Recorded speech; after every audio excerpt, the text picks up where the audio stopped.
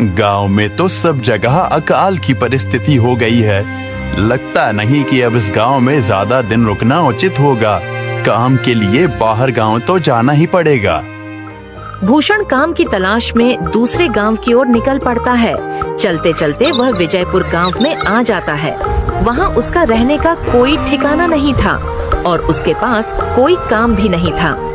चलते चलते वह एक अमीर किसान जगत सेठ के पास आ पहुंचता है। सेठ जी, मैं भूषण दूसरे गांव से आया हूँ। हमारे गांव में अकाल की परिस्थिति हो गई है। लोगों के खेत सूखे पड़े हैं। गांव में बूंद बूंद पानी के लिए लोग तरस रहे हैं। अगर मुझे आपके पास कुछ काम मिल जाएगा तो बहुत कृपा होगी बड़े भाई। अरे रे, लगता है तुम्हारी हालत बहुत खस्ता हो गई है। ठीक है, वैसे मेरे पास एक काम तो है, पर लगता नहीं कि तुम वो कर पाओगे। सेठ जी, आप चिंता ना करें। मुझे आप कोई भी काम दे सकते हैं। मैं वो काम पूरी मेहनत और ईमानदारी से करूंगा। अच्छा ठीक है भूषण, तो कान खोल कर सुन लो। मेरे पास 50 गायें और 50 भैंसे हैं। तुम्हें हर रोज इन जानवरों का गोबर निकालना होगा और रोज सुबह शाम उन्हें चारा पानी देना होगा। महीने के आखिर में तुम्हें इस काम के लिए 200 रुपए मिलेंगे। और हाँ, 2 वक्त का खाना भी हमारी तरफ से मुफ्त दिया जाएगा। बोलो, क्या तुम ये काम कर पाओगे? अरे बाप रे, 50 गाय और भैंसों को संभालना आसान काम नहीं है, पर अब मैं कुछ कर भी तो नहीं सकता। और ऊपर से सेठ जी 2 वक्त का खाना भी दे रहे हैं। ठीक है सेठ जी, मैं ये काम कर लूंगा, पर एक विनती है। हाँ बोलो भूषण, क्या बात है? सेठ जी, अगर आपको समस्या ना हो तो क्या मैं आपके गायों के साथ गौशाला में रह सकता हूँ? सेठ जी, मैं इस गांव में नया हूँ। मेरा रहने का कोई ठिकाना नहीं है। जग्गा सेठ थोड़ी देर तक सोचता है और भूषण को ऊपर से नीचे तक देखने के बाद उससे कहता है, ठीक है भूषण, तुम गौशाला में रह सकते हो। जी धन्यवाद सेठ जी। तब से भूषण गौशाला में रहकर अपना काम करने लगता है। वह रोज जल्दी उठकर गाय और भैंसों का गोबर निकालता, उन्हें चारा डालता और समय पर पानी भी पिलाता था। हर रोज भूषण अपना काम ईमानदारी और पूरी मेहनत से करता था। जगत सेठ को भी भूषण का काम बहुत पसंद आने लगा, क्योंकि वह अपना काम सफाई से करता था। एक दिन जगत सेठ भूषण को बुलाकर उससे बोलता है, भूषण, मुझे तुम्हारा काम बहुत पसंद आया है। तुम गाय और भैंसों का अच्छा ख्याल रख रहे हो, इसलिए दूध की गुणवत्ता भी बढ़ गई है और गायें पहले से ज्यादा दूध भी दे रही हैं। इसलिए मैं आज से तुम्हारी तनख्वाह बढ़ाकर पूरे 400 रुपए कर रहा हूँ। आपका बहुत बहुत धन्यवाद सेठ जी। कुछ दिन ऐसे ही बीतने लगते हैं। भूषण जगत सेठ के पास बहुत मेहनत और ईमानदारी से काम करता है। धीरे धीरे भूषण के पास अच्छा खासा रुपया जमा हो जाता है, जिससे वह अपने लिए छोटा सा रहने लायक एक कुटिया बनवा लेता है। उस गौशाला में सोकर तो नाक से गोबर की गंध अभी भी नहीं जा रही। अब आखिरकार मुझे अपने घर में चैन से सोने को तो मिलेगा। तब से भूषण जगत सेठ के पास गौशाला में काम करने आता और 2 वक्त का खाना खाकर अपने घर सोने के लिए चला जाता था। कई साल ऐसे ही बीत जाते हैं। भूषण की मेहनत के कारण उसके पास अच्छा खासा रुपया जमा हो जाता है। एक दिन भूषण जगत सेठ से बोलता है, सेठ जी, आजकल गांव में चोरी की समस्या बहुत बढ़ गई है और मेरे पास कुछ रुपए भी जमा हैं जो मैंने अपने घर में रखे हुए हैं, पर मुझे उन पैसों की चोरी की चिंता हो रही है। आपको तो पता है कि मैं दिन भर आपके पास ही काम करता हूँ और सिर्फ रात में ही घर सोने जाता हूँ, इसलिए मुझे रोज उन पैसों की चोरी की चिंता सताती है। हाँ भूषण, तुम बात तो बिल्कुल सही कह रहे हो। आए दिन गांव में नए नए चोरी के किस्से सामने आ रहे हैं और दिन भर तो तुम्हारा घर खाली ही रहता है, तो चोरी होने की संभावना तो जरूर है। जगत सेठ थोड़ी देर सोचता है और फिर भूषण से कहता है, देखो भूषण, ऐसे समय में तो गांव में एक ही जगह है जहां पर तुम्हारा धन सुरक्षित रह सकता है, और वो है जमींदार का घर। क्या जमींदार का घर? हाँ भूषण, इस गांव के जमींदार बहुत ईमानदार और दयालु हैं। ऐसा मैंने कुछ लोगों से सुना है और उनके घर पर बहुत सारे पहरेदार भी हैं, तो चोरी होने की संभावना बहुत कम है।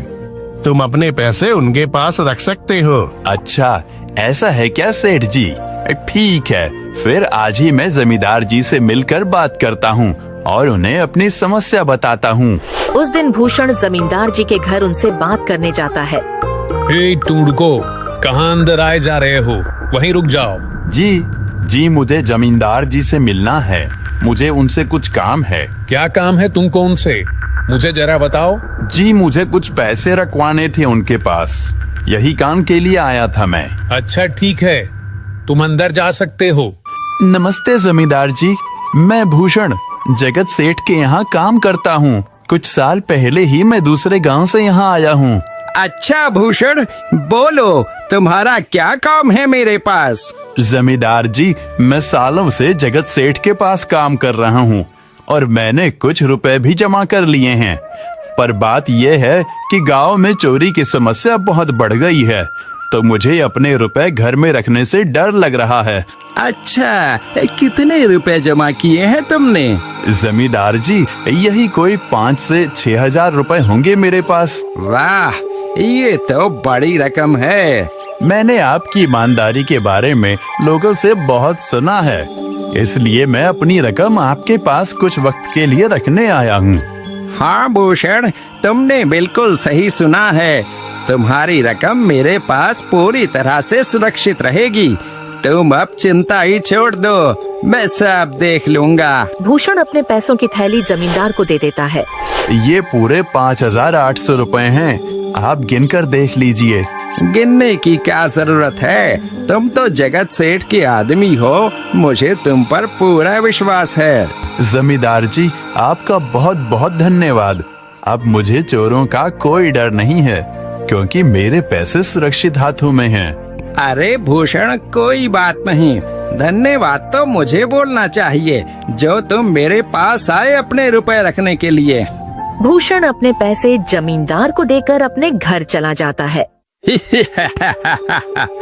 हाँ भूषण, तुम्हारे पैसे मेरे हाथों में ही अच्छे लगते हैं।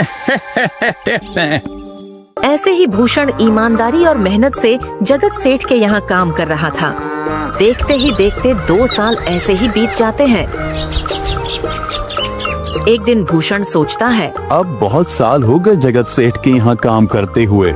वैसे सेठ जी तो बहुत अच्छे इंसान हैं, पर सोच रहा हूँ कि खुद की जमीन लेकर उस पर मेहनत करूँ, तभी मैं बड़ा आदमी बन सकता हूँ।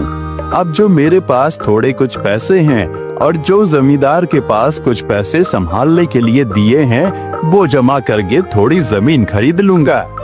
आज ही जमींदार से मिलने जाता हूँ और अपने रुपए मांगता हूँ। ये सोचकर भूषण जमींदार जी के घर चला जाता है। जमींदार जी, मैं अपने रुपए वापस लेने आया हूँ। आपके पास मैंने 5,800 रुपए दिए थे संभालने के लिए। अरे भाई साहब, मैंने पहचाना नहीं आपको, वैसे कौन हो आप? अरे जमींदार जी, मैं भूषण हूँ। पिछले साल मैंने आपको पैसे संभालने के लिए दिए थे, याद आया कुछ? अरे भाई साहब, मेरे पास कितने सारे लोग आते जाते हैं पैसे रखने के लिए, और सभी के साथ मेरा अच्छा व्यवहार होता है। वैसे आपके पास कोई कागजात हैं क्या? क्योंकि मैं हर व्यक्ति से कागज पर ही व्यवहार करता हूँ। किसने कितने पैसे दिए, किसके कितने पैसे रखे हैं, सबका व्यवहार रहता है मेरे पास। जमींदार जी, ये आप क्या बात कर रहे हैं? आपकी ईमानदारी देखकर ही मैंने आपको पैसे दिए थे संभालने के लिए, और आप अब ऐसी बातें कर रहे हैं। कृपया करके मेरे पैसे मुझे वापस कीजिए।